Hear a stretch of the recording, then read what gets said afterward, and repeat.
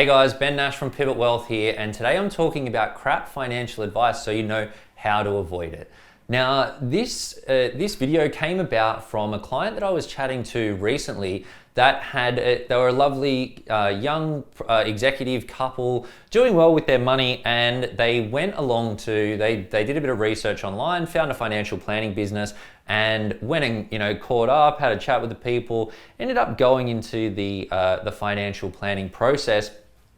They paid us $10,000 for a financial plan from this company, and they went through this what seemed like a fairly rigorous process. We had a chat after they had gone through the process, when they'd received the actual formal financial advice, and they knew that something wasn't quite right.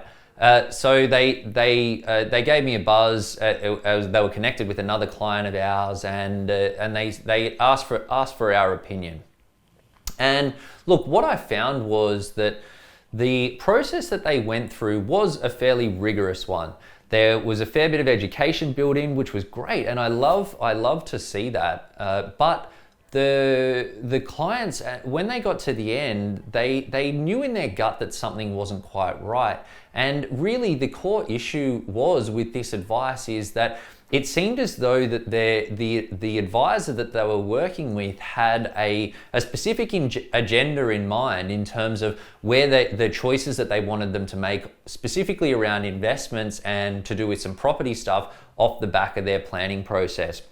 Now, I had a good chat to this client, and they seemed super lovely. They were talking me through what they did, and when I asked them a few questions, and when I dug a little deeper and I started doing a bit of online stalking of this company, what I found was that the company that they had engaged to do this financial advice was a company that was aligned with a bunch of other companies. So when they went and saw the financial advisor, the financial advisor was affiliated with a mortgage broker and an accountant and a property buyer's agent and a developer.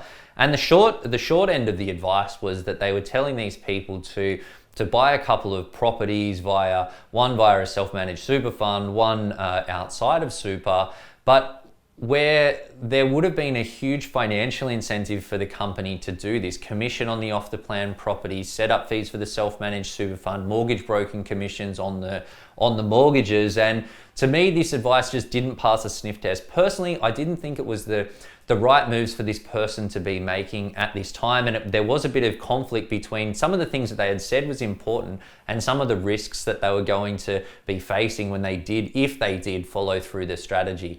Now, thankfully, these guys reached out to me before they had implemented any of the advice, and look, it was lucky they did. We established that it wasn't the ideal issue, but for these guys, it was actually it was quite a problem, because one, they'd wasted $10,000 on a financial plan that wasn't going to work for them. Two, because they'd already spent a substantial amount on their financial plan, they didn't want to go and spend the same amount again on another financial plan, which I can totally understand, but it sort of put them in this limbo land where they didn't want to go down one path, but then they didn't want to go down the other, and they ended up a little stuck, definitely quite frustrated, and essentially have wasted a bunch of money and are still not getting the results that they wanted when they started the process right at the start. So look, that made me think that what could they have done to avoid the situation that they ended up in? And I think one of the things and I'm seeing this a bit, that people that are sometimes they feel a little out of their comfort zone when they go into the financial advice process, especially if they haven't done this before. They're not sure what questions to ask, and sometimes they feel a bit silly to ask questions that they think are silly. And what that means is that you can end up so far down the path before you think that you need to ask the question. Now, sometimes you don't ask the question at all, and thankfully these guys didn't fall into that trap, but by the time they got to the end, they'd gone so far down, they'd invested money, they'd invested time, and it turned into a bit of a cluster. So look, I think that one of the things that you should be comfortable with any advisor is to really ask them as many questions as you think are needed to get the results that you want from an advice process.